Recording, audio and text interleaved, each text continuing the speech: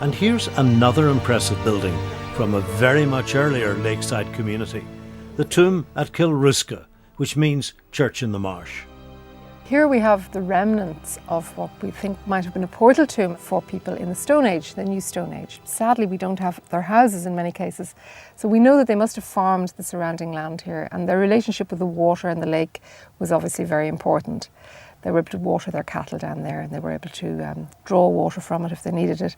And presumably there are some little streams running down from these very steep limestone hills into the lake, which they used as a resource. And they chose this spot because of its commanding position, rather high, possibly rocky, fairly rocky underfoot here, not good for agricultural land, so they had a mind to use the land as they could. Clearly, though, the tomb has had a major collapse since it was built. Well, a tomb like this had a single chamber with these large portals now missing and a very prominent capstone, and the whole thing was contained in a cairn of stone. Now, the cairn probably didn't cover the capstone, but it was like a skirt running behind the cairn out into the field, and we can't see any evidence for that now. But what we do have is these beautifully built stone walls in the locality.